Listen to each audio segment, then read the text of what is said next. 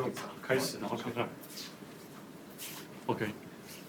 It's my pleasure to welcome Liang Kong to talk about a unified mathematical theory of gapless and gap boundary of 2+1 topological, 2+1D topological. Let's welcome. Do you need to do that? I already have a recording. Oh, okay. All right. Great. Thank you for. I want to thank Ju and Professor Yao and also Sarma as well to allow me to speak here. Also, we're glad to be back on the CMSC. So the talk. So first, I want to mention my collaborator, Hao Zheng. It's a collaboration with him. And the paper was announced in 2017, but the detail was only available recently. Okay, so the main goal of my talk is the following. We will show in a model-independent way that in the long wavelength limit, the observable on the 1+1D worksheet of a chiral gapless boundary of a 2+1D. So this is space-time dimension. Okay, so for condensed matter, just 2D. 2+1D topological order form an enriched fusion category. Okay, that's the main statement, main result of this talk. Okay, and moreover, if I denote this enriched fusion category by X, the Drinfeld center of X is precisely the unitary modular tensor category of anyons in the Mach. That's the second result. Excuse me. Yes. So here is that in the first statement, this enriched fusion categories only refer 1+1D boundary. Yeah. You don't need data for 2+1D topology. No. I see. Yeah. It's sort of independent. Okay. Okay. So only describe observable on the 1+1D worksheet of the boundary. Okay. Not anything in the block. But it will recover the block. I see. After you Through the take a Drinfeld Drinfeld center, the C is a bulk. Yes. I see. Exactly. So as a consequence, we obtain a unified mathematical theory of the gap and the chiral gapless and the non-chiral gapless boundaries of 2+1D. Okay, because I'm going to show you that as the gapped case, it turned out to be a special case of the gapless case. It's very funny. Okay, so I will also briefly discuss some consequences of results. Right. Okay, so well, this is all well known. The fractional quantum Hall was discovered in 1982, and these fractional quantum Hall effects are a new phase of gapped system at zero temperature. Okay, so to condensed matter physicists, before the discovery of fractional quantum Hall, a gapped system at zero temperature should be boring and trivial because all the correlation function decay exponentially. It seems that there is no non-trivial local observable in the long wavelength limit. So it should be trivial. It's meaningless to study it, right? Well, until it was discovered later that there are non-trivial global observables, which is called ground state degeneracy in the 80s. Okay? Well, it's a global observable, so it was realized later that there are some local observables, indeed, but which is not a correlation function. It's something else. Okay? So the local observable that is responsible for this global non-trivialness are topological defects, or some people call it topological excitations, or called anyons. So there's some kind of topological defects. Right? Inspired by this, fractional quantum Hall and the topological field theory, Sarkhan introduced the notion of topological order in 1989. Okay? It was generally accepted that the 2+1D topological order was uniquely determined by the fusion and braiding property of the anyons up to the chirocentric charge. Okay. And what is this fusion and braiding properties? The mathematical structure that describes the fusion and braiding property of this anyon is called a unitary modular tensor category. That's the mathematical description of it. Okay, I'll briefly review what it is. Okay, for expert, you can relax for a while. Unitary modular tensor category contain following thing is contain a family of objects, but object physically just means anyons. Okay, I will label them by ABC. And they have morphisms for each pair of objects. There are morphisms, but morphism physically means instantons. Okay, what are in this instanton? There are defects localized in time directions. Okay, And the instanton can be composed, just like a So morphism. that can be describes composed. is A anion may change to B anion. Yes. Okay. Yeah.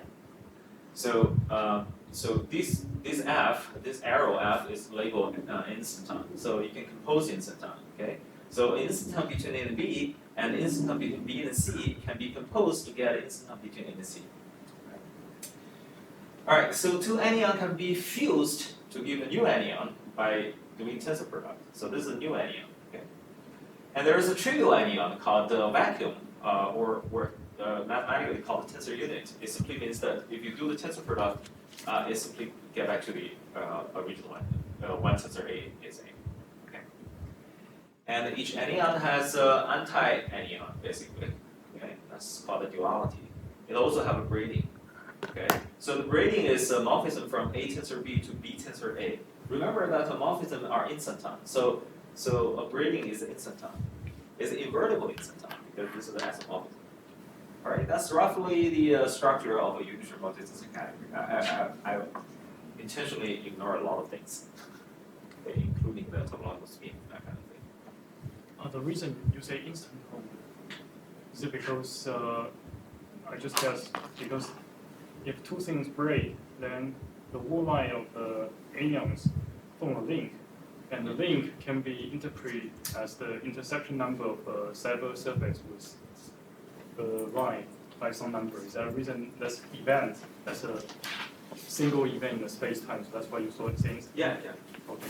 I'm just guessing what you think. Yeah, that's what I mean. Yeah. I think there's another way to do this is that because this A can be composite, Yeah. means there's a extent degeneracy of several anions. Yeah. Then after instanton, A became B. B is not. B may be simple objects. There's no extent degeneracy. So Yeah. there's a splitting. Yeah. Or you just the naive way is just exchanging them. Okay. Yeah. That's You can view this as told you this is an anion, this is another anion. You look at it from space-time. This is simply a defect.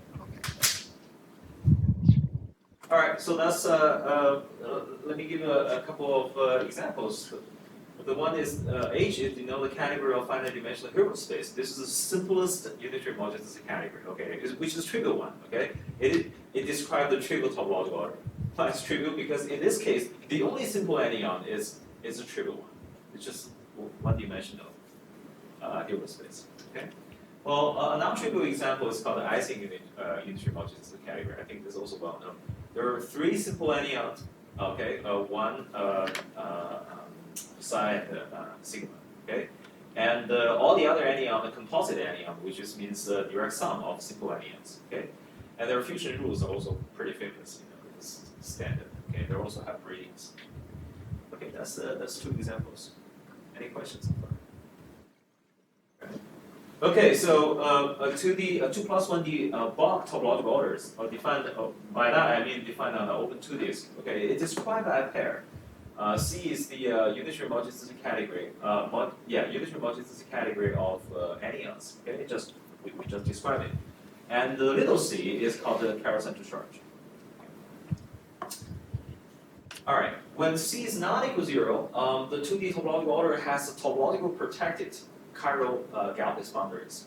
Okay, but when c is 0, it's possible that it might have a gapped or non-chiral gapless boundaries. Okay. All right, so do you have an example where for non-zero C, they have a gapless boundary, but it cannot be purely chiral? Oh, cannot be purely chiral. Yeah, because That's good. I don't know. because when C equals to 0, Yeah. all the gapless boundary has to be mixing for right mode, Yeah. left mode. But I wonder whether it's possible for non-zero C, they have to have a non-chiral boundary. Yeah, I don't know the answer, but what the mathematician would believe is that they're always chiral. I There's see. some mathematical conjecture, or at least a mathematician believe this, for any unitary multiplicity category, there are always a unitary rational VOA such that its modular category is the one. That's the pure Okay. chiral. Yeah. So there always exists a chiral, There purely are more chiral and one. more evidence that the mathematicians have more and more confidence about this conjecture. So, Okay, so let's start with the gap boundaries. The mathematical theory of the gap boundary of 2D topological order was known. Okay, since the boundary is gapped, right? It's gapped, so all the correlation function on the boundary decay exponentially, just as we discussed before. So the only local observable are topological excitation on the boundaries.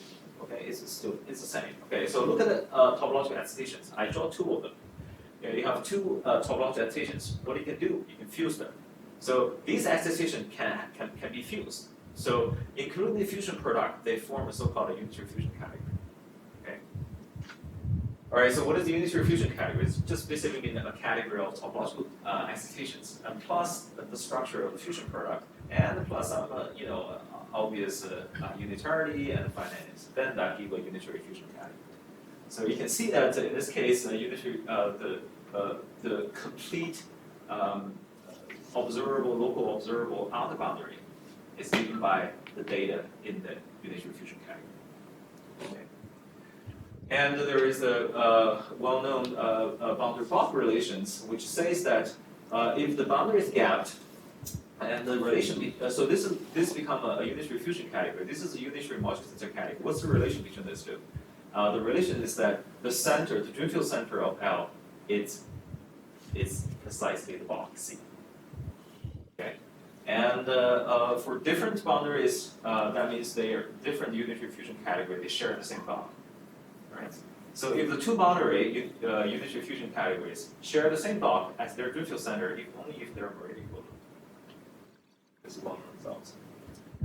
All right, but the boundary of fractional quantum Hall system are gapless. Okay, so this result, although it's very nice, it's not very modular equivalence are defined as the center. So if Drinfeld center is the same, they have modular equivalence, or there's a separate definition of modular equivalence. There's a separate definition of modular equivalence. I see. There's a separate definition. But they are equivalent to the. Yeah. If Drinfeld center is the same, Yeah. then they are equivalent. Yeah. I see. Yeah, that's There's the theory. separate definition. Yeah, that's the theory. Yeah. Okay, so although this is a very nice result, but you see, it's not very useful for because for most for what people discover in the lab, the boundary are gapless. So the obvious question is that can you generalize this to gapless case? So what is the mathematical structure that can describe a gapless boundary? Okay, that's the obvious question. All right, so there's a question mark here, and the second question is also obvious. So does the box still equal to the center of the gapless boundary? So there are two question marks. Here is the what is the boundary? The second is the box still equal to the center of the boundary. Okay. All right. So in 2015, Xiaogan and Zheng and I successfully removed one of the question marks by a formal argument. Which one we removed? We removed this one. Okay. It means that even though we don't know what the boundary is, but we're pretty sure that we have a formal argument to show that the block must be the center of the boundary. Okay, so if that's true, then what remains to do is to solve the equation. Just so this is done, this is known, and just need to figure out what's on the boundary. Okay, I'll give you a remark. So you probably get puzzled. You don't even know what the boundary really is. So what do you mean by center of that? Okay, it turned out that the notion of center is uniquely determined by its universal property. So no need to know what L really is. As long as you know how to define the morphism between objects, you know how to define the notion of center, without knowing what the object really is. Okay. But you still need to assume there's a finite number of simple objects. For those arguments, no. We don't assume anything in them. We don't even assume that this argument, formal argument, works for all dimensions, regardless boundary is gapped or gapless. So yeah, so we don't know yet. We don't know whether it's irrelevant somehow. So it's pretty powerful. So in this picture, you draw three boundaries. Yeah. Do you view these three as a three different boundary, or you collect? I see. You don't collect them together as just one boundary. Okay, because you view them the different boundary, and the dots is a changing domain wall between boundaries. Still using this language. Exactly. Okay. Exactly. Okay. So one of your remark for if you are mathematicians, the solving the equations amounts to taking the square root of the unitary modular tensor category because if you take the center of the unitary modular tensor category, it simply gives you a double. So So finding the question mark finding the solution of this equation is equivalent to a square root. Okay. So it's essentially equivalent to solving a long-standing mathematical problem of extending the famous Rest-Teacher-F-T d down to a point. Well, actually, the taking square root problem is not unusual in mathematics. For example, the famous one is taking square root of -1 and then taking square root of, say, Laplacian operator. So mathematically, it's nearly, well, mathematically, if you look from the mathematics side, it's nearly impossible to guess what this is. You know, C is among this is a category, take the square root, it's just not possible to guess what the answer is. But fortunately, the Mother Nature automatically provides a solution to this. As we will see that the taking square root of modulus category, we obtain all chiral rational conformal field theory. Okay. When we take a square root, there are also possibly multiple solutions. Exactly. So yeah. So that will be corresponding to multiple boundary conditions. are they countable many? No, they're not countable. Because well, but if you add some conditions such as stability condition, there will be finite. But if you don't, they're infinite. The previous slides, I have a question about this. So the center of the C, the first line, the second line, yeah.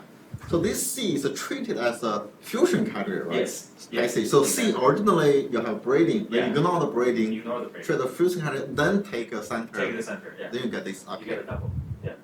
So that's in some sense taking zero. Sorry, so Yeah. so this not all unitary modular tensor categories are Drinfeld doubles of fusion categories, right? No. So the square root of no shares kind of it's not. Yeah. So you see, Yeah. gapless, Yes. then it's not. So but now we want to even take care of the gapless one. So that means we want to take square root of all unitary modular categories. So we're gonna provide a solution for all of them. Yeah, gapless one is like complex number. Yeah. The fusion category is like a real number. Yeah. Exactly. So it's Well, generalized. it's very hard to guess the answer because there are a lot of work before this, but nobody figured out the answer because you know you have to make a wild guess, right? Mathematically, what is the meaning of taking square root of this thing is so okay. But anyway, so let me be more precise. So what the Mother Nature really tell us is that this should be given by the mathematical structure formed by all possible observable on the 1+1D worksheet of gapless boundary of a 2D topological order in the long wavelength limit. Okay, I don't consider microscopic physics. All right. So we first, well, of course, this is gapless boundary. We first focus on fully chiral gapless boundary. Okay. Later on, we have time. We can talk more. Okay. All right. So let's analyze what are the observable on the 1+1D worksheet of the chiral gapless boundary. Okay. I draw so this I emphasize the time direction. So I draw a cylinder because there's a lot of things going on in the time directions. Okay, so it's very important to do that. All right, so it's this picture is a cylinder. It's a solid cylinder. Inside the cylinder, it's the space-time of Bond topological order. Okay, so it's the C and the C. So C is a unitary multi-center category of anyons, and this C is a chiral center charge. On the boundary, it's gapless. Okay, they're gapless, and this is the time. All right. So what leaving on the 1+1D worksheet of the boundary? It has a monodromy-free chiral fields leaving on the 1+1D worksheet. We denote the space of such a chiral field by U. Okay. So I draw one example. So phi x inside U. This is well known. Okay. This is known in So early monodromy free 90s. means their fusion rule is what you call this OPE. OPE have no branch cut. Yeah. So I'm gonna show because they have to be monodromy because in order to be well defined in the two-dimensional surface, it cannot have a monodromy. So it's monodromy free. So this chiral field in U has OPE, which I'm gonna show you later. Okay, these OPE can be viewed as certain kind of product algebra structure. So it forms an algebra structure called chiral algebra, which is also called a vertex or grid algebra. Abbreviated as VOA. So in other words, U is a VOA. Okay. So well, this is well known. Okay, this is well known back in the early 90s. Okay, this is the definition of mathematical definition of VOA, and certainly you don't want to know. It's too formal. Okay, so I only try to only give you I remind you some basic ingredients of this VOA. It has a monodromy-free chiral field. What is the meaning of monodromy-free? It means that it has a Laurent expansion. Okay, all the power are integer. There is no monodromy, so there is no fractional power, and it has a famous OPE. Okay, like this. So the Not scale only- dimension all integer, All integer. not half integer. No, You but don't do because monodromy free, because it have to, because it has to live in the whole worksheet, right? You cannot have monodromy. Okay, so and this OP is commutative. Okay. Another thing is that there is a sub VOA, which is generated by energy momentum tensor. Okay, this is all well-known results. So energy momentum tensor can be it's a Laurent expansion, have this Ln component, which generate the famous Versor algebra, and this C is the central chart. Okay, these are sort of well known. Okay, so let's summarize. So observable on the 1+1D worksheet of a chiral gapless boundary includes a VOA. This is a well-known results. Okay, but the problem you see, if this is a VOA, if there's nothing else, then we should claim that the square root of C is a VOA. But this clearly doesn't make any sense. Okay, so you want to ask, are there anything else? Yes. So what you can do is that imagine that there is an anion in the block. You move the anion to the boundaries. What happened? It will create a defect on the boundary. Okay. So it creates I will call this a boundary excitation. I'll label that X, whatever it is. I'm going to explain what this is later. Okay. And actually, this phenomenon was known to Xiaogang in the early 90s. So he would say that it will create a chiral vertex operators. Okay, I think it is now we departed from physics. So from before this, everything is known in physics. Okay, but now it's slightly. So I want to tell you what really happens if you have a particle moved to the boundary. What happened is that the space of chiral field even on the word line support on X. Okay, the chiral field certainly leave on this word line, right? It's potentially different from those in U. Okay, so there might be different from the neighborhood. Okay, this chiral field has OBE along the line. So this field can have OBE along the line. They form a so-called open string VOA. Moreover, I'm going to show you that they are boundary CFTs. And before we move on to tell you what it is, I want to point out that if X is a non-trivial boundary excitation, then you can view here, which is nothing, right? There's nothing there, right? You can label that as a trivial boundary excitation. I will label that as 1. If that is the case, then here, virtually I didn't draw it, right? So this U is should be simply A1. Okay, that should be viewed as a special case of, and the 1 is a trivial one excitations. All right, so now I'm going to tell you what open string VOA is. So open string VOA have OP along the line. Okay, now I draw the line horizontally. Okay, horizontally. So the OP of chiral field along the line form an open string VOA, which is a non-commutative generalization of VOA. What do I mean by that? It means that it has some kind of a Laurent type of expansion, but the power now it might involve non-integers. Because the whole thing is restricted on the line. You don't need a monodromy free, right? It's on the line, so fine. It's just real numbers. And, so any power is fine. It also have OPE, which is similar to the previous one. Okay, but you don't have commutativity anymore. Right? Because why is that? Because on the line there is the time order, right? Time flow in one direction. so there is no commutativity anymore. But something similar happens. You also have a sub-algebra which is given by energy momentum tensor, okay, which is similar to the previous one. All right. So this is open string VOA. So I'm a little confused. This line seems not observable since you did that. So in the previous picture, if last slide. So this blue line. May not be observed. The blue line you can shift to different location. In some sense, but well, So naively, that's my concern is that Yeah, locally, Yeah. at But- the blue line, away from blue line, locally it looks the same.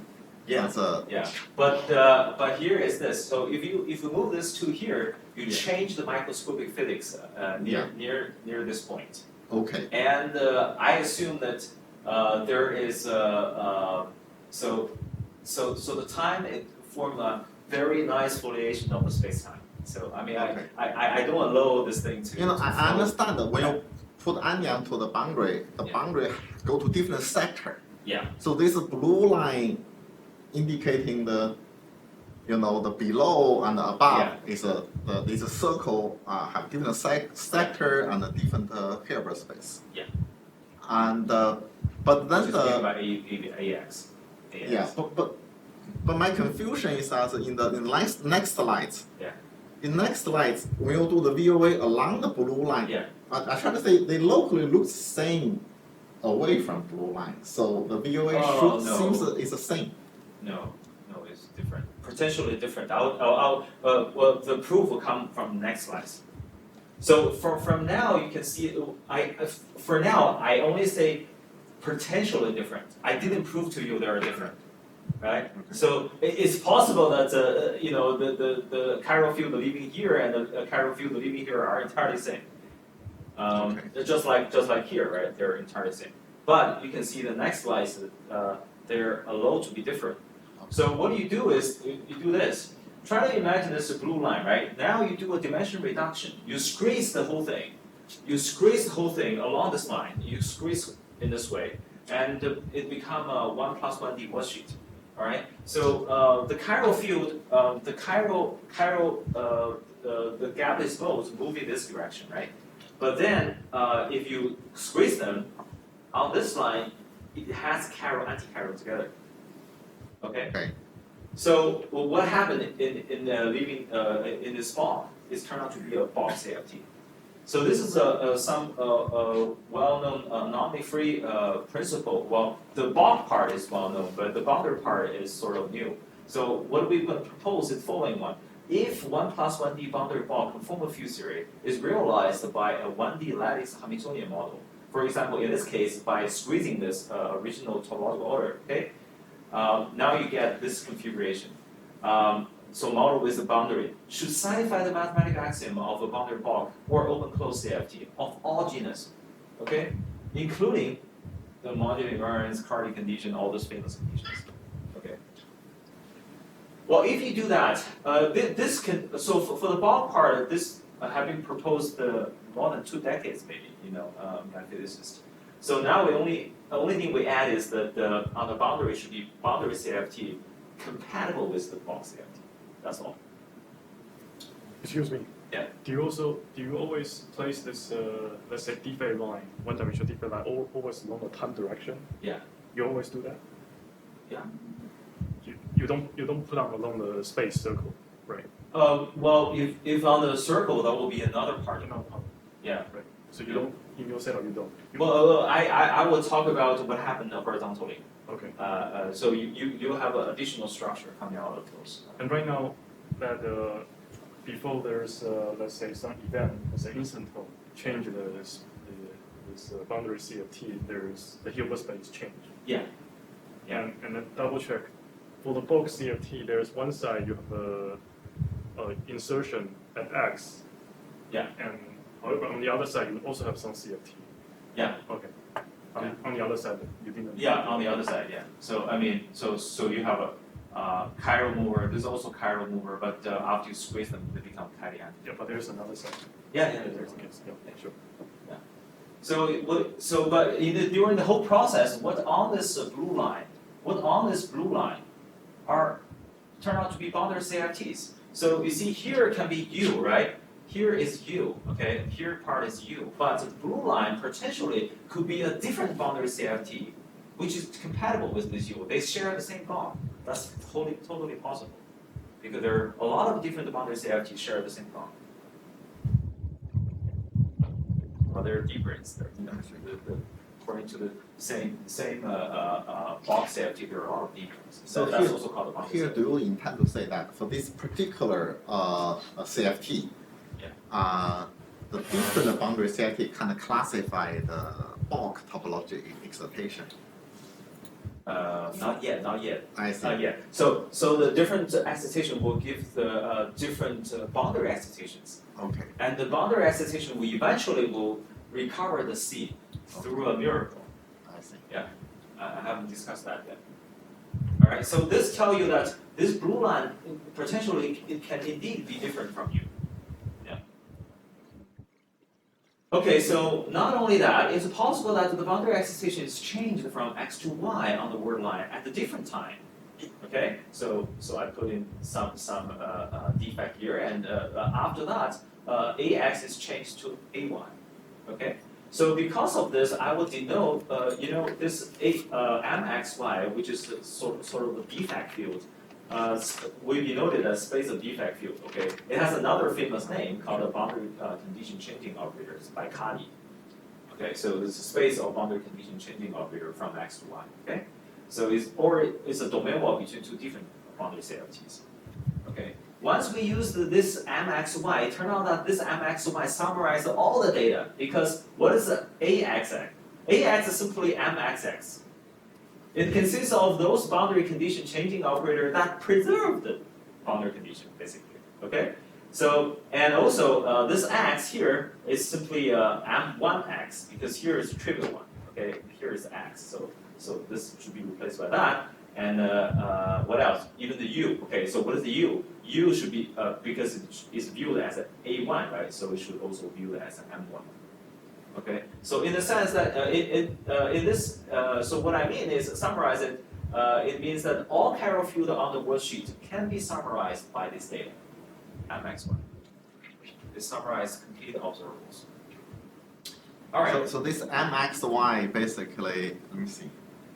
It's domain wall between boundary CFTs or boundary CFT itself. Yeah, but however, it's also represents some kind of operator algebra, which is defined there. Because U is exactly. OBOA. So If X and Y are different, there is no algebra structure there, but their algebra structure on MXX. It has I OBE see. here. It has So OBE here. But they both X on this I MXY. see. So VOA only exists when XY equal. Yeah. Only that. Yeah. And then if XY not equal to this MXY means what? Means some bimodule, some kind of. It's a bimodule, I exactly. see. It's a bimodule, yeah. It's usually called defect field or boundary condition changing operators. I see. Okay. But you can see they also have OBE. This also answers your question. So next slide to show you that the defect field can also have OBE in the following sense. You have MXY here. You have MYZ. You can do the OBE of these two to give you fuse these two to get boundary changing operator from X to Z. Okay. Yeah. And this OBE turned out to summarize all previous OBEs. You can imagine, right? But taking special cases. And this OBE is associative. Okay, because if you have three of them, you can do the OBE of this two, then do this, okay, or another way. So this is associative.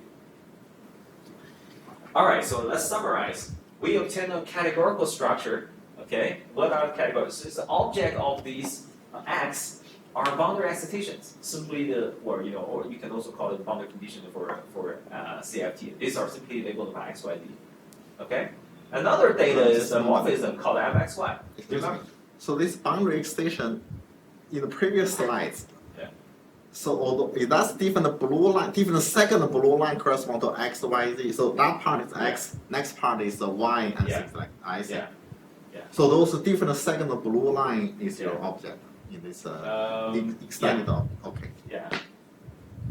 Yes or no, but it is cheating. But anyway, I'll say yes for now. I'll say yes for now. But no matter what, you can see all this data is labeled by certain thing with two index. Yeah. But the things between that's a morphism in the Yes. Okay. That's the morphism thing, right? You see the morphism I is see. So simply the X and Y MX is is MXY. Okay. This includes all the data. Okay. And so MXY also have yeah. So actually XYZ looks like it's like the VOA defined on different segment. Yeah. And this MXY is like changing from one VOA to another Exactly. VOA, or maybe some bimodule. Exactly. Yeah, bimodule. Yeah, both. Yeah, this bimodule they also consists of the boundary changing. So here the objects like a different VOA, Yeah. different VOA may be connected by this the Yeah. main wall, I see. Okay, so this acts close to be called a category enriched by boundary CFT and domain walls. Why? We simply replace the morphism by boundary CFT and the domain wall between boundary CFTs, right? But not yet. Okay, there is one missing data in the category. One missing data is called identity morphism, which is very important. I'm going to explain this in the next slides. And this identity morphism turned out to be so-called chiral symmetry of the boundary. Because on the boundary, there is a non-trivial boundary condition you need to satisfy. Okay, on this blue line, imagine that you have a chiral field in the bulk, U, okay, in this U. And this field can fuse into the blue line, become a chiral field on the line. But you can do it in a different order. You can along different paths. You can fuse along this path, you can fuse along this path. So two paths, each path define a morphism from U to AX. Okay, this is AX, okay? And you can see that this map preserve OPEs. This map obviously preserve OPE because you can do OPE here, then fuse, or you can fuse into the AX, then do the OPE. Physically, it makes no difference. Okay, so it should preserve OPE. That means it's an open string VOA homomorphism. That's a mathematical term of preserving OPE. Okay. Now let's impose the what's the minimum requirement for this to be reasonable? Well, in order for this to be physically reasonable, all the energy moment, the energy momentum tensor should be preserved along this line. That means conformal symmetry should be preserved. Mathematically simply means that if you take a sub VOA of U, which is the smallest one, generated by the energy momentum tensor. Okay, then you require that these two maps, when they restrict on V, is injective and path independent. That simply means this energy moment tensor is transparent on the worksheet. Okay. Because, yeah, maybe let me answer the question. It's the difference between U and A, or AX, or maybe A1. The other side is A1. Yeah, A1 is U. A1 is U. Yeah. But maybe actually say even A1 is not quite the same as U because A1 only defined on the line. Yeah. For the U is defined on the 2D plane. But it's so just like restriction. It's just a restriction. I see. It's different in the sense of forgetting some structure, but not the data. The data will be the same. So this AX, A1 actually is a operator VOA at the boundary operator VOA. Boundary, yeah. And the U is a bulk. Yes. So that's the difference. Yeah. Okay. So AX is a non-commutative version of U, non-commutative generation of VOA. It's called open string VOA. Yeah. But this is the minimum requirement. In general, we impose a so-called V invariant, a V symmetric condition, which says that V is a sub VOA of U. Okay. Well, in general, V is a sub VOA of U, but an extension of T. T is the minimum one. Okay. In general, we require some V symmetric condition, which says that these maps, when restricted on V, is injective and path independent. Okay, that means different path. So that means V is completely transparent on the worksheet. So that's called a V symmetric condition. Later on, I'm going to show you that there are plenty of examples to show you that the V is not U. Okay, you will see. So this is not true. All right, so what is precisely V symmetric condition? It says that the V is transparent on the entire worksheet. If you do it more precisely, it means that V maps to AX path independently, right? And moreover, V also acts on this MX. Okay, V acts on MX path independently. What does this mean? This means that for given the phi x in V, you can act on this along this line, or you can. That means you can do OPE along this line, or you can do it in any other line, or you can rotate it 100 times before you do the OPE. Doesn't matter, okay? So that's one of the meaning of this. But what does this mean? This simply means this. If you translate the path independence into mathematical language, it simply says that MXY is a V module. It's a module over a VOAV. Okay. Moreover, V action commute with the fusion notice. Remember that you can fuse different defect field. I didn't draw another one. I should draw another one. Right? You can fuse two defect field.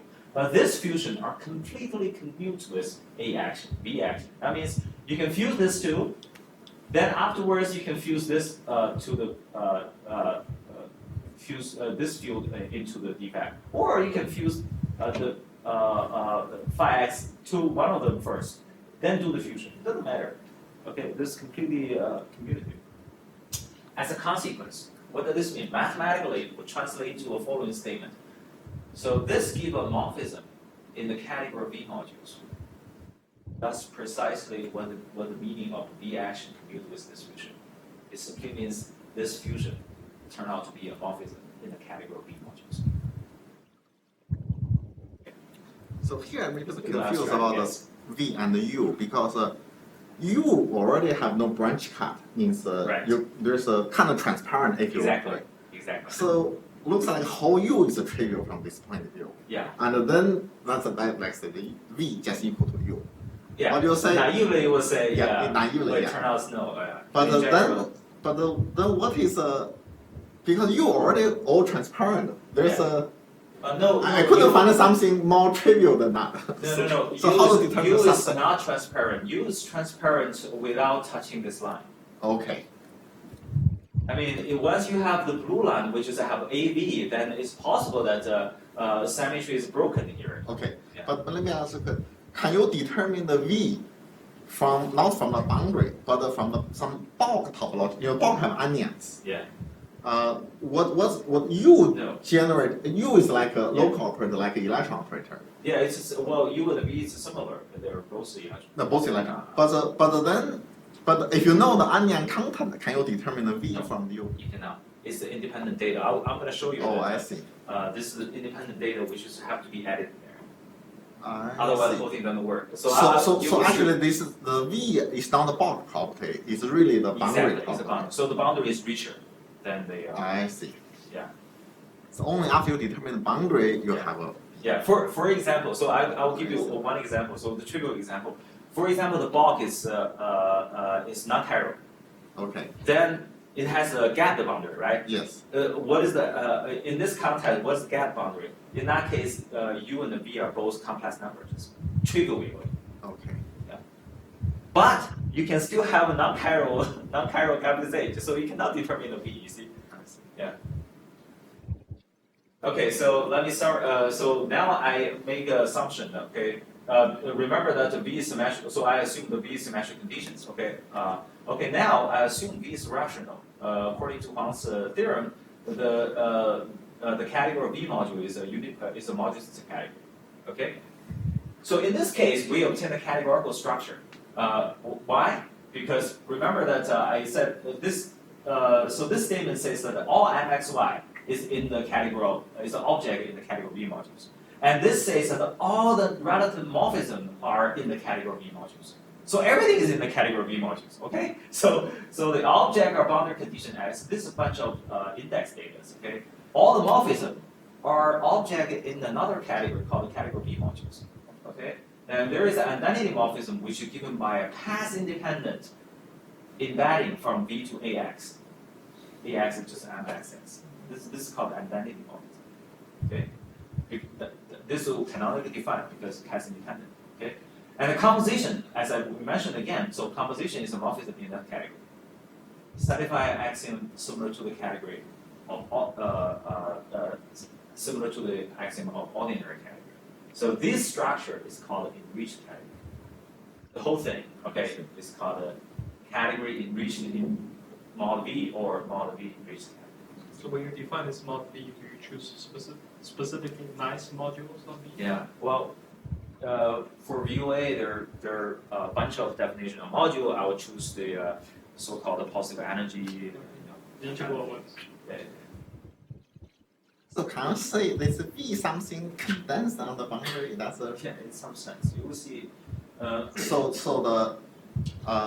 some operator at the bulk when you go to the boundary, if Yeah. they're inside the V, Yeah. when you go to boundary, the boundary is really like a constant. You can see number. This maybe a little bit related to this. This V is a so-called identity morphism. Means it's a kind of maybe I wonder if mathematically to say the V really became just like a C number. It's similar to C number in the sense that it can be viewed as a ground field. It's Ground a field, symmetry. yeah. It's a symmetry. Yeah. So that's called the chiral symmetry. It's the Yeah. basic. So that means that, like in the quantum mechanics, everything has to be C linear. I see. Okay, complex linear, right? So here is because the chiral symmetry is V, so everything have to be V linear. I see. Everything have to be V linear. That means everything have to live in the category of V modules. I see. Yeah. So. All right. So you say not in the original one will say that all the local the full U condensed, but Yeah. that's if you condense all the U, maybe the boundary become trivial. That's a kind of I don't know what the meaning of condensed. maybe I put this way. Yeah. If V equal to U, do you say the boundary will be gapped? No, I'll show you an example. Oh, I Yeah. see. You I'll say show this you is example. similar to ordinary category.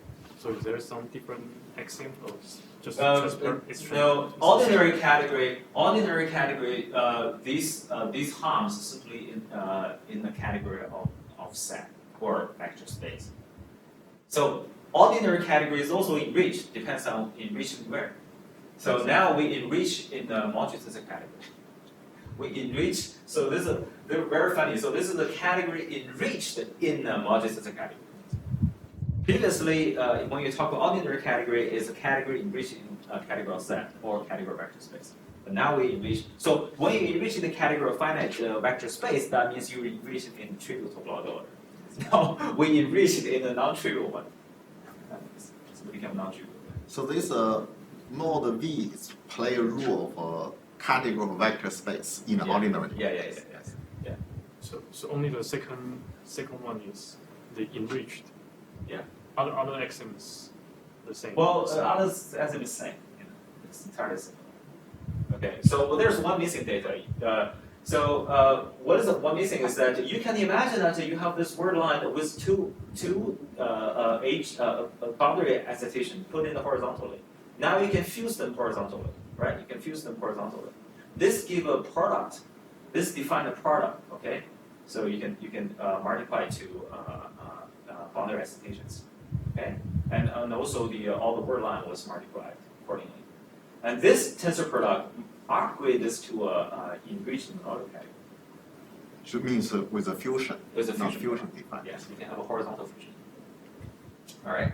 So now this become a. Let me summarize using physical theorem. Okay. So now we have exhausted all our observables. But there's no right. Well, you can imagine. Are there anything else? I couldn't think of anything else. So maybe it's complete. Okay. We hope it is complete. Okay. If it's complete, maybe solve our problem suggested by Mother Nature, right? So let's see how it goes. So let's put it's a physical theorem. All observable on a chiral gapless boundary of 2+1D topological order can be described by a pair. Okay. And where V is a VOA, which is called chiral symmetry. Another data is this enriched modular category. There's nothing else. Okay. Now, if we yes. U somehow is missing here. So U is No, U is not missing because containing the second items. U is covered in here. I see. You see? Did I summarize this? Yeah. Yeah. You see, U is M11. Oh, I see. Okay. Everything is in the MXY. Okay, I see. Yeah. So nothing is missing. So the second item include the U. Yeah. So Second here, including, yeah, I see. This including is in everything. plane. Yeah. So one morphism in this Yeah, actually is U. Exactly. Okay. All the morphisms, all the observable is hidden in the morphism space. Okay, I would like to give you an example of such. But in this, gapless just a moment. yes. So in this case, so the X star sharp or whatever is contain the M11, which is U. Yes. And but here you automatically assume V is the sub VOA of Yes. U. So that would be the condition. Yeah, that's the additional data. Yeah. Okay. So V is the additional data. Everything else is in the enriched modular category. Okay. So let me give you one example. This example is what physicists had in mind. Okay, so I will call that the canonical gapless boundary. So let's make life easier. So we consider this bulk is given by unitary multisystem category C, right? Now let's take a canonical gapless boundary defined by this pair, in which this V is a VOA, right? Now I assume that VOA, the module of V, is in complete just C. That's what you have in mind, right? Physicists all have this in mind. So that means all the boundary excitation are all come from the bulk. Okay? And they're equal C. Now, only thing remains is tell you what the MXY is. MXY is given by this. Y tensor X cubed. If you're familiar with Cardy's boundary CFT, you will know that this is precisely Cardy boundary CFT constructions. So that means when X equal Y, this is the Cardy CFT. So when X equal Y, that's exactly boundary CFT in the sense of Cardy. Okay, and then what is identity morphism? Identity in this case, U equal V. Okay, in this case, U equals simply equal V. So equal to the tensor unit of C, and it's given by this map. And I think Sargon, you know this is a duality map, right? This is just an obvious duality map. What's the composition? Composition, if you write it out, what you can do is you just contract this two. This is also duality map. Annihilate two particles. That's all. All right. Okay. This turned out to be the enriched monodic category. Okay. And actually, a special case of a general construction called the canonical constructions. So this is what physicists had in mind about the canonical gap stage. So basically for every canonical, you always have canonical edge where U equal to V. Exactly. So when U not equal to V, actually you get a more complicated edge. I see. Yeah. So I'm going to give you a construction of more complicated edge. So then in this case, let me try to say. So all the center, there's a mod V. Actually, they all come generated from the bulk extension which connected to the. Yeah. But in this bulk extension should be low because the bulk C may have anions. Anion can come to. Yeah. So looks like V should be from the bulk electron come to boundary. From this local operator. I'm a little worried about this whether this mode V. So C will contain anions. Yes. And but it looks like V only is from local operator looks like only from electrons. Yeah, but do you agree? That's in your early work, right? Yeah. I mean, you have Chen-Simon and of a certain let's say group G, okay, D group. Then what's leaving on the current algebra leaving on the boundary is precisely the corresponding WZW model of the same group.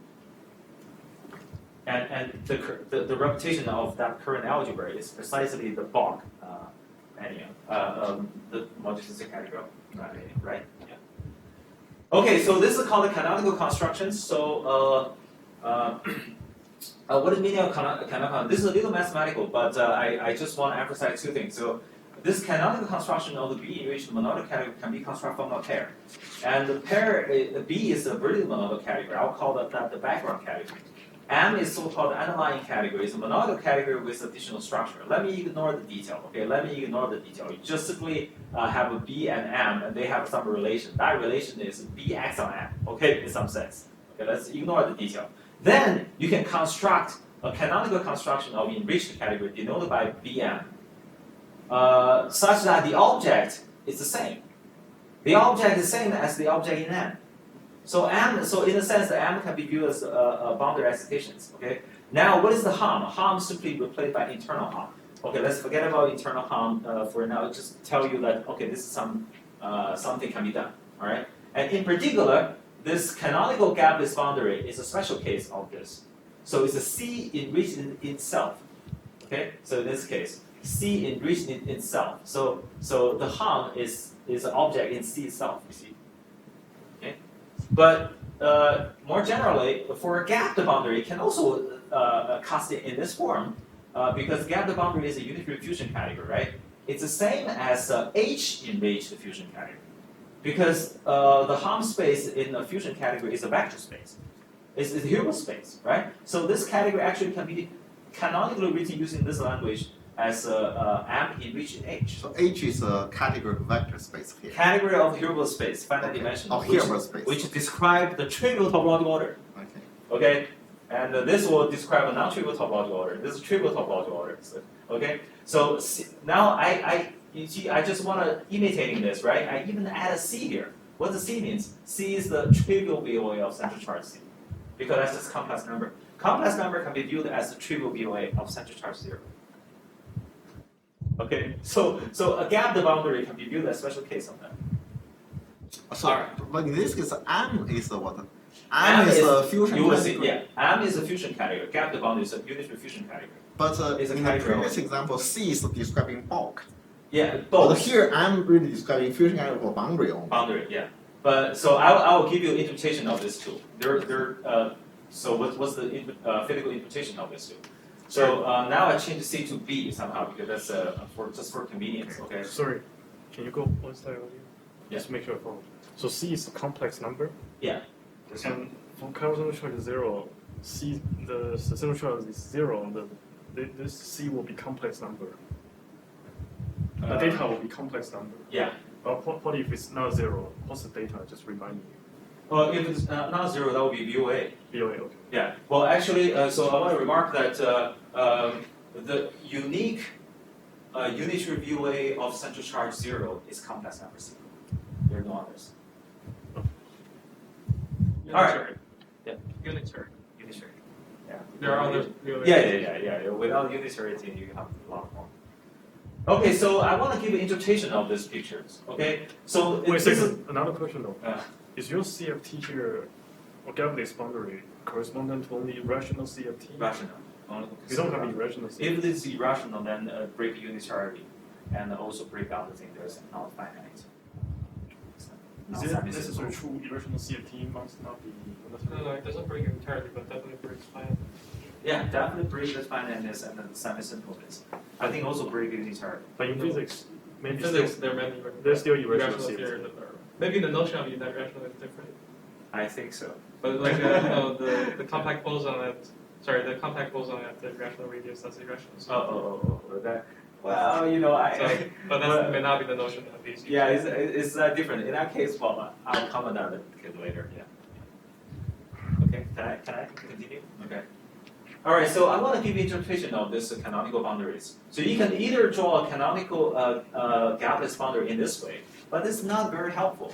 Okay. So I will introduce a graphic notation of this. So because there is a B here, there's another B here, I separate them, okay? I draw a B because B is a unitary multi-sensor category. It looks like it's a topological order.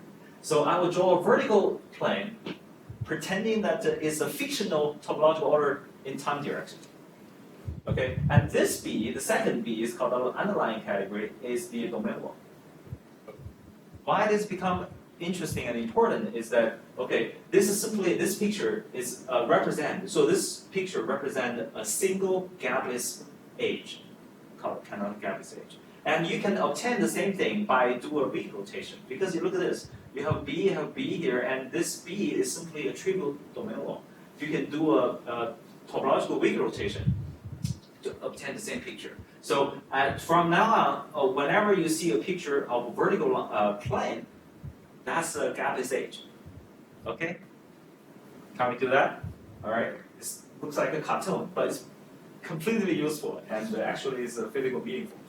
Once we have this, now remember what we have done, right? We have a vertical line. That means the canonical gapless edge of BC. Sorry, I didn't follow the previous slide. Okay. Can you do it again? Okay. Let me start again. So this is the canonical edge, okay? But it's not very helpful. So I want to separate these two meanings. Okay, separate these two meanings. I redraw this by a vertical plane, which is a fictional 2D topological order of BC, because B is a unitary multi-sensor category. Okay, so it represents the topological order, but fictional one. Okay, so I draw the vertical one. Okay, but this B, the other B is the domain one. And this can be obtained by do the topological weak rotation, because this is triple domain one, right? You just Right, so is the canonical gapless boundary the same one? yeah, the canonical boundary, gapless boundary can be obtained by just folding this to here. You find this perhaps pretty naive, but they turn out to be really powerful. Which is correct actually. Yeah. So what happens is that in the wave function, Yeah. the correlation function looks like all short range. Yeah. But this quantum Hall wave function secretly contains some kind of long range thing. Yeah. And it looks like this picture. You convert some kind of a spatial thing Yeah. into time, then to translate that to something gapless. Yeah. This is really. I couldn't say that precisely, but Yeah. it But why looks not? right. Why not the one that stick in between the bulk is gap? Yeah, this is a gap. Why? This No, is a gap. but the above is canonical gapless. Yeah. So what happened is this. So if you don't like folding this like a trick, but what you can do is you cut this off. If you cut this off, this become a edge, and this edge, let's assume in a topological protected case, it will be away from the RG fixed point, but then it will flow to RG fixed point. So in a sense that when you flow to the RG fixed point, somehow miraculously, this whole thing fixes itself. Looks like you're cutting something by your wounds, right? But there's a self-healing system. It's completely healed itself If I just and look at recovered. if I just look at the solid black line, Yeah. the top left is gapless, No, right? no, The this is top a gap. left is also gap, but This it's is also canonical gap. gapless boundary. No, oh, wait, this is a gapless boundary. But what I'm saying, yeah, this is a gapless Gapless, boundary. yeah. But what I'm saying is here, this is Yeah. gapped, right? Because this is topological order. This is topological order. It's just some domain one. Right, but the top right is gapless of gap. Gapless. This is gapless. But what I'm saying is that this gapless one can be obtained from the gapped domain wall by doing weak rotation. It's kind of like this entanglement entropy spectrum, Oh, basically. Yeah. okay. That's the wave function itself already contains the gaplet. So Yeah. here probably say that if you compute the entanglement entropy spectrum, you actually get a canonical gapless boundary. Yeah. So there's a canonical, just one? Yeah. Just one, Yeah. one, This is a one canonical one. Now I give you a non-canonical one. So let me just make it. Yeah. So is that the central charge is the lowest central charge, the No, minimum no, central no. The central charge is the same as the one in the block. In the block, you have also parallel central charge, right? This VOA have the same central charge as that one. Okay. But you may have a, oh sorry, it's a chiral central charge of course. Yeah. But I say that is there some other data like total central charge or maybe something like a bootstrap people that is scaling dimension maybe. He What's cons- canonical? But he only that's considers not purely chiral. chiral case. If Yeah, you that want might- chiral, that's later. Let's do chiral, pure chiral. It's purely chiral. Purely chiral. Okay. All right. So you do this trick. You do the topological rotation. This is gone. You do the topological rotation. Everything become on the time direction. It's fictional. This is not the. Okay, but this has become really powerful because look at this. Remember that this vertical plane is the canonical edge of the BC. Okay, remember this canonical edge. All right. Now consider a gap domain wall between BC and the CC. This is a gap. Okay, but remember the gapped domain wall is given by unitary fusion category, but unitary fusion category can be rewritten as a triple. And this H, now the H also have meaning, which is trivial topological order, right? H represents the trivial topological. So I draw a vertical, this not only fictional, it's not even there. Because it's trivial. This H is even trivial. Fictional trivial one. By doing this, you can fuse the gapless domain wall with the gapless H with the gap domain wall, right? To obtain a new gapless H of CC. If you do that, you just do it naively, okay? B stacking with H, right? You get that, it's still B. On this side is B tensor with M relative to B, you get this, but it's still M, okay? But B tensor H is still B, so eventually you got this. That's the new gapless H of CC. Well, you can equivalently you can do a topological weak rotation to obtain the same thing. So you consider B and C, and you consider gap domain wall M, right? That's the same here, okay? Now you simply do a weak rotation. You rotate this to vertical line. That became a gapless domain, a gapless H of CC. That's the general construct. All right. Sorry, So So how many different gapless edge there are in this picture? This picture is just one. Just one. For CC, for the Gapless edge. for topological orbital CC, there are only one. I only constructed one. And they are tensor product, it's just tensor product. So, Or it's more non-trivial between the. it's more non-trivial More than non-trivial. tensor More- product. Yeah. So here is that M roughly is a unitary fusion category. Yes. But then you kind of enrich it by some kind of By Modular grading the category. modular category. braided model. Module system category. Not, Enriched in the module system category. and then there's a procedure to do this enrichment, which give you the general Exactly. construction. Exactly. All right. So if you believe that there is canonical one, if you physically you should agree that by fusing gap boundary with the gap domain wall with the gapless edge, you get a new gapless edge. Okay. So can I just try to guess what you try to do? Suppose you find some, given some topological order or TK of T with some Carlson charge, you find some chiral gapless, canonical gapless Yeah. edge, and you try to combine it with some non-gap boundary, Yeah. and then you try to do this procedure. You get all the maybe possible Yeah. gapless edge. Yeah. Do you claim this will be nearly complete? Or- Yes. Okay. That's what. I'll claim it will be complete Okay. eventually. But let me first. Well, no matter what, we construct some gapless edge, right? Do not forget our goal. Our goal is to check whether this thing really solve the problem. Does it solve the so for the enriched, we got an enriched fusion category. Now we can introduce the notion of Drinfeld center of enriched modular category. I'm not going to tell you the detail. Okay, this can be done. Okay. Okay. The punchline is this. You see all the chiral gapless boundary obtained from the from the topological weak notation, right? I just showed you that, right? Now you check the mathematical theorem. The Drinfeld center of all such things gives C.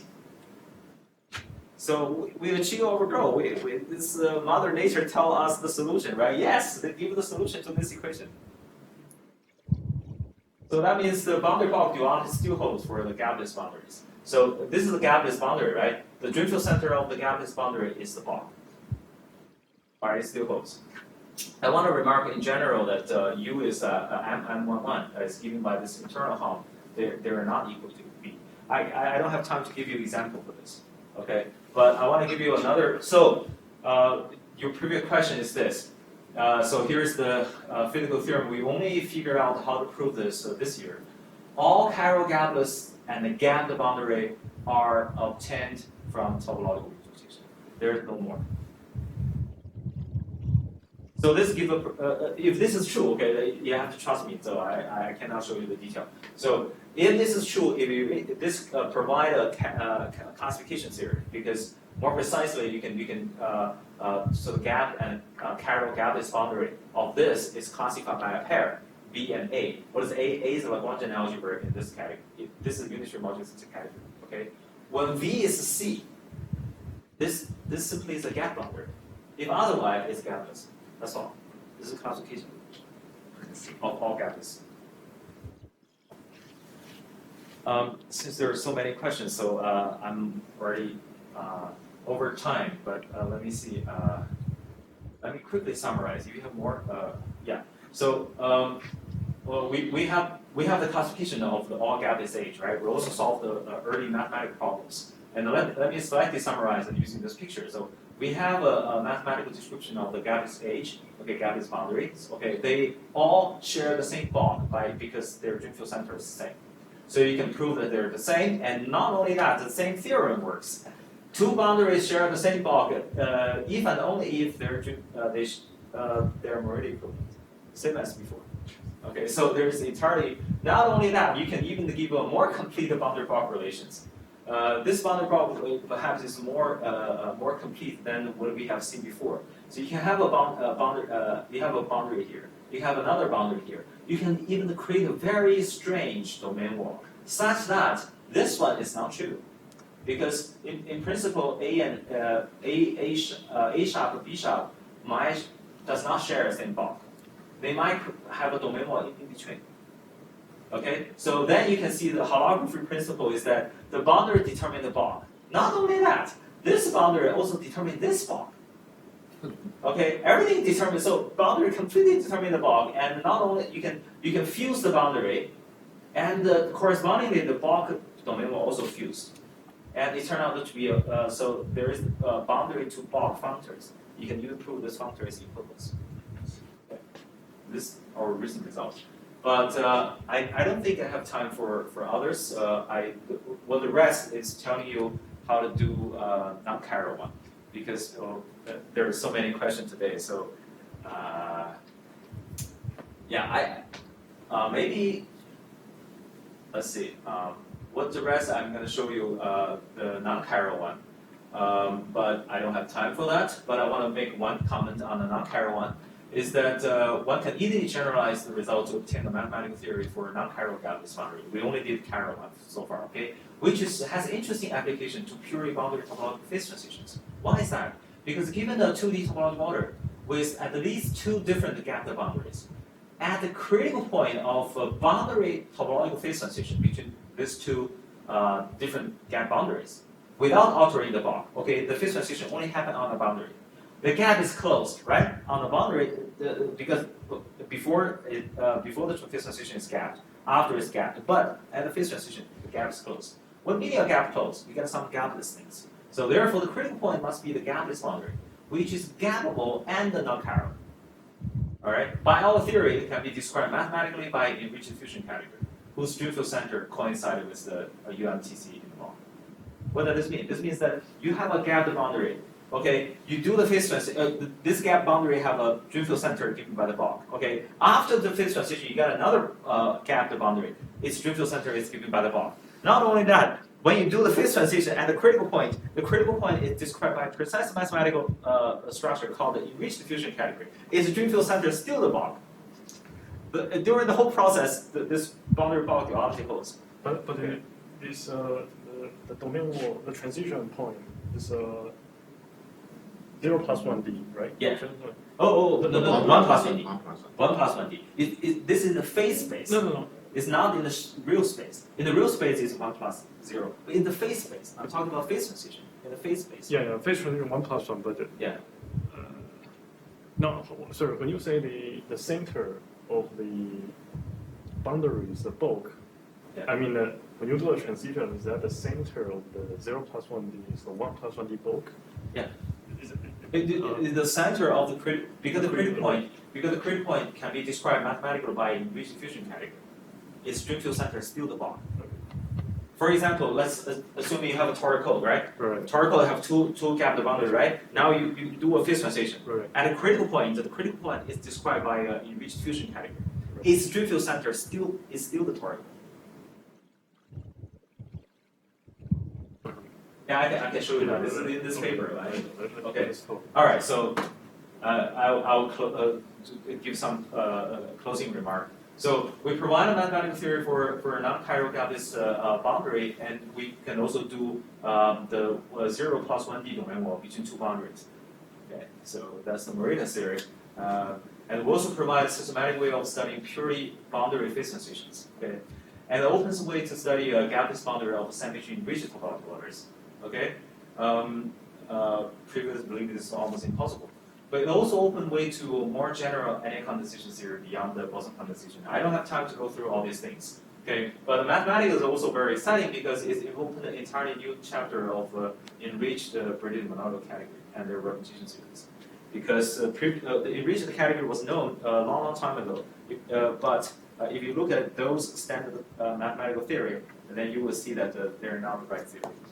The right one is much richer than the what is. All right, thank you.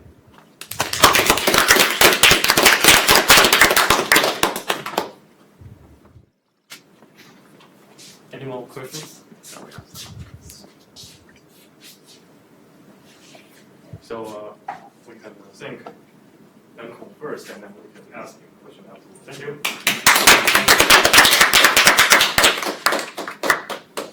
I do have a question. Yeah. Actually, go ahead.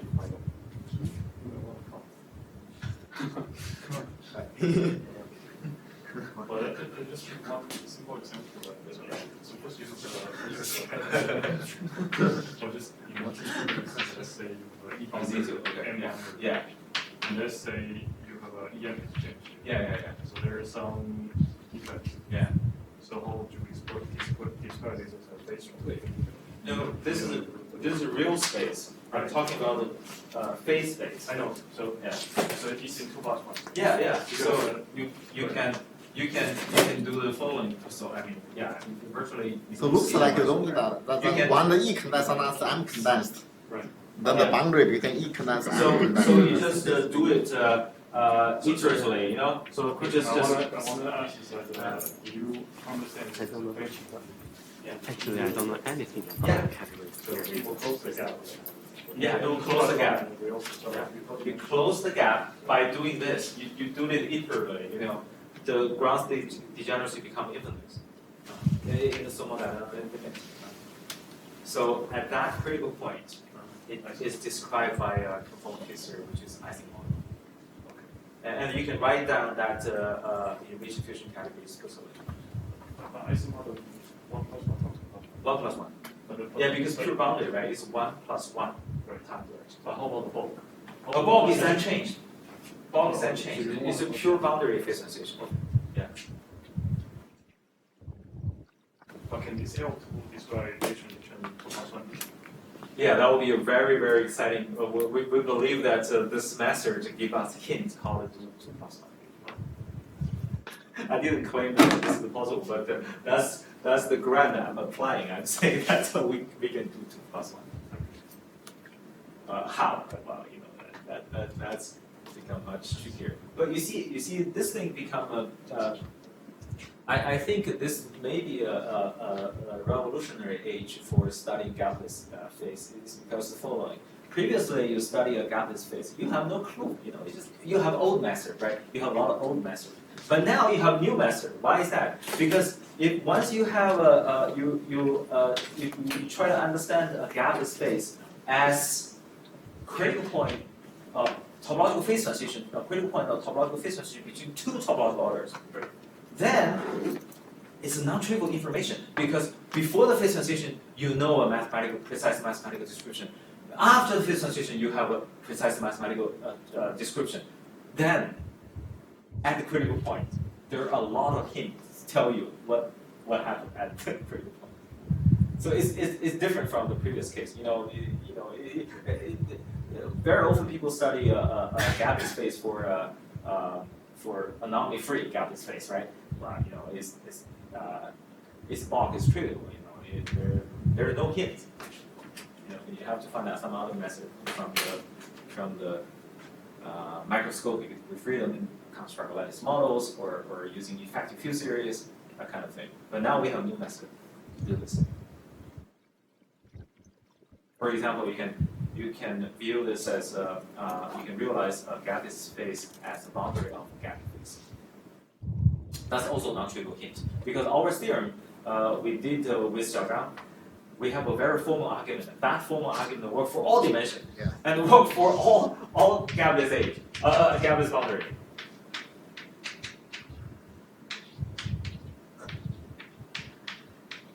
Yeah.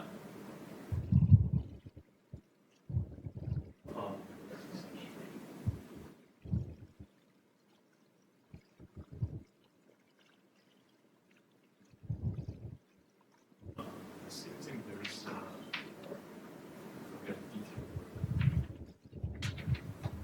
Yeah, there's a condensation between those two. There are also a domain mode between those two.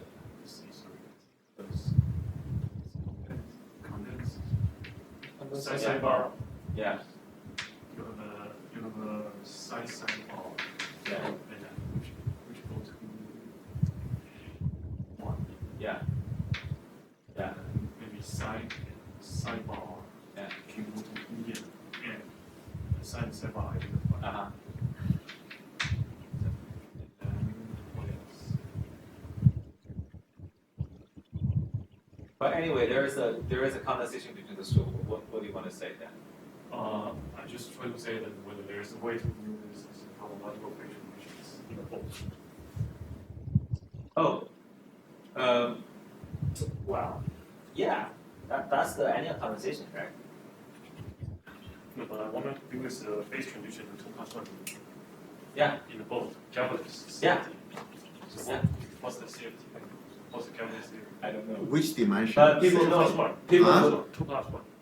For 2+, CFT is beyond it. This is Yeah, only it's one beyond point it, yeah. CFT. Yeah, it's- We're hoping to answer this question actually. Yeah. But not now. Not yet. We have been working on this, but not we haven't That's figured much this out more yet. difficult. Yeah, it's much more difficult. But what do we, well, so far what we can do is that we can do a pure age phase transitions. Yeah. That can be systematic now. So this question mark is you probably know is Marana zero mode. Yeah, this is a Marana zero moment there.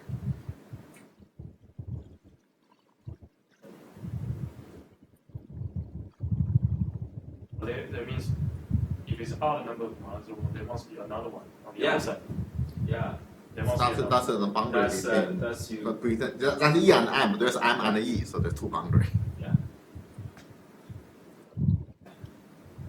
Just like you're doing that, you know, then the Marana zero mode. You know, on the circle, you imagine Yeah. two dimension. You cannot have one dimension. Or if I put in infinite. Yeah, you can put an infinite number of them. Well, I mean, then if I put it higher. There's no vertical line. I think there's the bulk is the same. There's no Yeah, vertical that's line. somebody else. But let's say if I put in infinite, I have a single. Yeah, fine. So what's the problem? No problem. Yeah, no Just- problem. Just a, Yeah. it's just a feature. Yeah.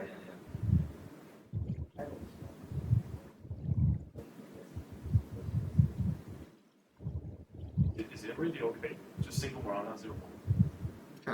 A way to see that there is a fermion in the Z2 topological order. If you condense the fermion, you can convert E boundary to M boundary. So the E and M only differ by a fermion, is a condensing fermion. Yeah. But condensing fermion is like adding a Marana chain, which is have a Marana zero mode on a two chain end. I think that's a way to see this.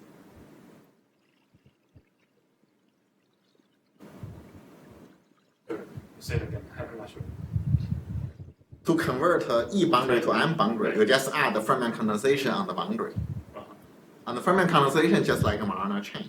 But which fermion comes inside? No, there's a E. Oh yeah, E plus M. you know, there's a Z, yeah, the E plus plus not M E is plus, the E same. times M. It times that. Here, E times this M. thing plus. Times. Because on this E times Marana M chain, times M is the same. everything is condensed. Both E and M Okay. sort of condensed. Well, E times M condensed. E times M. Yes. I see. We actually we try to make this precise. Mathematically, what is the fermion condensation? Yeah, that's Using enriched category. It could be done, yeah. So I question. see. But it's yeah, I think it's classical. It's so you have a unitary fusion category, Yeah. but over this vector space.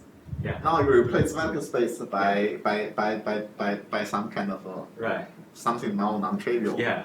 Then you just Yeah. then you get the classification of a boundary. Yeah. So, So I mean, this is a gap domain one. So it just means like it has a virtual, a fictional but trivial Yeah. topological order. Yeah. That's right. so in these pictures, I really like this picture. Also, but I need to understand your previous proof. But I think this picture really capture the essence. so Yeah. it's, can you go maybe a few more earlier, similar one, but maybe the previous one. Yeah. So it's gapless, and gap. Yeah. This is a gap. These are gap. Yeah. It's gapless. Yeah. And these are Gapless. Gapless. So what I'm saying is the gapless one is obtained from the gapped one by doing a weak rotation. And pretending that the time is a new phase of matter, so in the time direction. Yeah. It's basically kind of I think related to this so-called entanglement entropy spectrum. Yeah. You just cut the wave function Yeah. and the density matrix have a spectrum, which is Yeah. really some kind of a Yeah. Some chiral edge. Yeah. some related- similar. This is very, very funny. It looks like you can you can cut the material by brutal force, right? Yeah. Then you move. Then you review. Then this is move away from the RT Yeah. fixed point. Yeah. It will review. flow to the RT fixed point. Then it will do a self-healing process Yeah. and recover this. Review this. Yes. That makes sense. Yeah, I think this the picture is really nice. Well, you see, the funny thing is this, you know, if you do, if you cut this, right? If you cut this, you compute the Drinfeld center of B. It must contain two p's.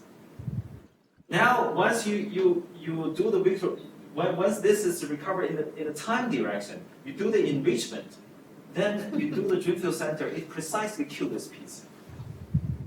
It precisely kills this piece. Yeah. Somehow, you know, this, everything know. You sort of know everything.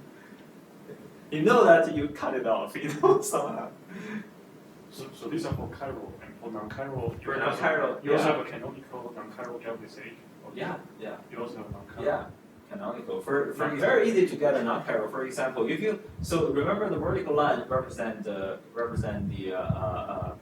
gapless domain wall, right? So I oriented this thing in this way, but you can change the orientation at the same time, change everything chiral to anti-chiral without changing physics. Then you get non-chiral. So that's very easy to get a So non-chiral. then I have a question. Yeah. Suppose I change the bulk to just some reversible TQ of T Yeah. instead of some capital. Just Yeah. relative to you.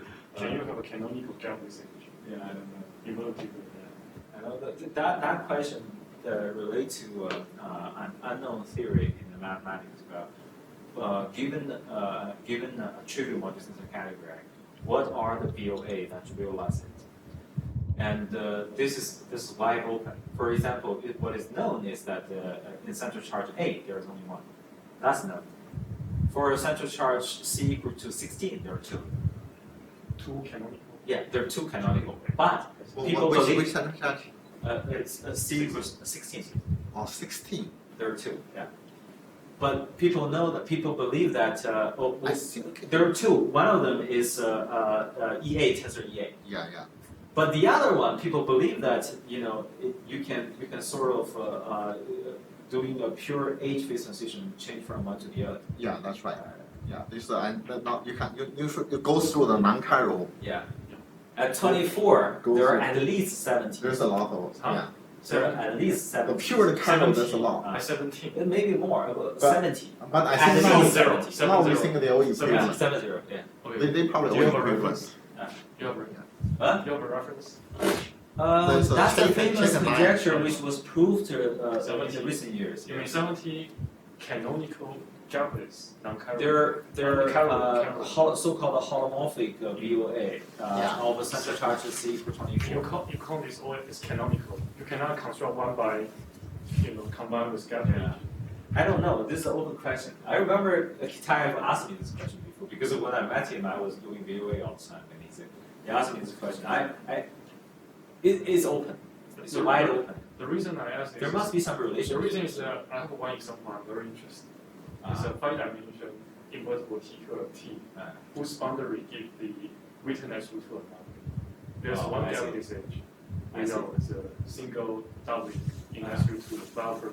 Yeah, in I that wonder case. whether this will be a canonical gapless edge. If that's What's true, central charge? So there's no That's higher 40. dimension. There's no 3 plus central 1 Oh, no central. Oh, I see. 4 plus 1 4 plus 1 equals 3 plus 1 equals. Yeah, you see that's I want to get difficult for all the possible gapless Yeah. gapless edge by combining some I see. maybe some boundary and some combine. I see. Maybe in this work in 5D that'll be interesting. Wow. That's That- for higher that's why I'm dimension. interested. For higher dimension, mathematicians can do very little because we have very little understanding about higher dimension T. That's the super symmetric one. Otherwise, it's very. I can tell you the voltage that generated for that one. If that helps. Omega 5 I don't speed. know. I don't know if that helps. No, it doesn't help me somehow. Yeah, for higher category, for higher dimension, I have very little understanding about it. If we work on this will be more big deal, I think. We can show the gapless stage for that one. And find the canonical. And then try to combine with maybe domain wall on the bulk and combine with this canonical gapless edge, you get all the possible gapless edge. Yeah. Then you can say that you can bootstrap all the possible C and T for this. That's your claim. Right? You say you can get. There are infinite number of CFTs. That's right, actually, but they probably have an infinite number of domain wall coming from the bulk. Yeah. Sure. And then you can get a lot. But maybe there are even more. Yeah. So maybe it's not complete, but at least you can get a lot. And you can get the data from the Because you CFT. need some bulk data that constraint kind of freedom that you can add on the boundary, like something like C. If you don't have C, I can always add local degree freedom that doesn't carry the within out. So, Well, you know, there will will up to some. For here, you have a similar problems. You can always add the age, Non-chiral which have you can always add the non-chiral things, which is have nothing to do with the bulk. Yes. Yeah, but those things are sort of unstable in the sense you can always gap them out. The one I say is the Yeah. domain will between the bulk. Yeah. And then you add this into the gapless edge. That's Yeah, the yeah, easy yeah, to do. right. And I think if you. But I think what he said also makes sense. So what I'm saying is that you probably want to quotient out those things, unstable one. You should keep this question because these are more important things. I'm serious. It's too hard. No. Yeah. It's not because it's too hard. It's a more important question. You work on important question. Yeah, exactly. So I You think work this on important question. I think this is more important than that one. Yeah. The I have a- example I say is important. Okay, yeah. It is important, Well, it's, but, I mean, it's, there it's are all different view about what does the importance means. For many years, Well, I think if I have a 16, 16 or maybe just 8 copies of that, I can give a partial standard model, right? Do you have some 65 coffee upstairs? upstage, yes. Okay, maybe I should get some coffee. well, yeah. So for a higher dimension, we try to do, but Yeah, if no, you start from 3.1, It's easier than what it is because you have a category. Here is just invertible TQT, simpler. Invertible TQT. No, that's It's not simple. make it simpler. Does not make it simpler. You see, once you have more things, You it don't might need- give you more hint You don't instead of No. no. You see, holomorphic view is difficult. You have less information to control it. Right. If the bulk have a lot of information, it helps you to guess what it is. You know. I see. You know, for all this program we have so far, with non-trivial bulk, with non-trivial multiplicity category, it's easy to do. What is not easy to do is that given the same multiplicity category, find all the VOA which is recover this. That's no problem. It's totally open. Yeah. The reason I say that one is important because if you have 8 copies of that, what I say, Yeah. you can get the standard model at least one family we have, Okay. which sounds more important than anything else. Do you understand the point? I understand. Yeah, you have 8 copies Yeah. of the doublet in SU2, and Uh-huh. then you have a 16 biofermions. Yeah. And that can be a basis for the 16 Yeah. biofermion in one family. Okay. Yes, and on one generation. Okay. And then you control one gapless edge, and then combine with the domain model from the bulk. Yeah. And you can say, okay, I get all the possible gapless edge. Yeah. This represents possible all the things you can have for one family. For the Well, gapless that edge. sounds very exciting, yeah. That's the thing. But I can also tell you that what's hidden in this is a quantum gravity. Really? Why? You see what I'm not an expert in topological order. The only reason I do topological order is because I have a program for quantum gravity. Okay. That's my own program. That's Right. I'm a pseudoscience. It's not. So you really do, science. But that one, the one I have is pure repetition theory. 3D quantum gravity. 3D. No. You see, it doesn't make sense to talk about the quantum gravity in different dimension as other people claimed. Because in quantum dimension, quantum gravity, everything is emergent. Everything is emergent. There is no dimension. The concept of dimension is emergent. You know what I mean? So I'm doing something. I'm trying to write a new calculus basically for that. So there is no dimension is emergent. I cannot say what is the dimension of what. Or if you want me to say what is the dimension is, it would be dimension 2. Extrinsic. Do you have a space time? If you want to add space-time, space-time is a word. Just well, there is a target manifold. You see, the space-time dimension is emergent. It's emergent from some more abstract data. But I can tell you in the string theory context what is the enriched fusion category really is the category debrief. Is precisely the category debrief. Or, by the way, you should come to the talk next week, next Thursday here. There's someone talk about unorientable manifold and in string theory. Should I really one come? with Yuji Tachikawa. You should come Thursday. Really? Yeah, You know, for many years I don't listen to any talk. Yeah. I'm just kidding, but Yuji somehow Tachikawa it's was- true. Collaborate. Well, I don't know. I mean, I for many years, many years ago. Noontime there's a Mulan food. The lunch food when you come seminar. Oh, I see. Yeah, it's tricky for me to come back then. Well, you should know how people do. I haven't. Last time I was a postdoc in this CMSC, I never attended a single talk. That's too bad. Well, that's your problem. Yeah, that's my problem. That's your problem. Well, you see, the problem I have is that I give up the notion of manifold many years ago Okay. for some reason. Well, the professor is sitting here. So I can only say after he left. So I cannot say that. There'll be another one. It's still recorded. Are you kidding me? Yeah. Oh my goodness. Can you delete it? Don't worry. That part is not going to be on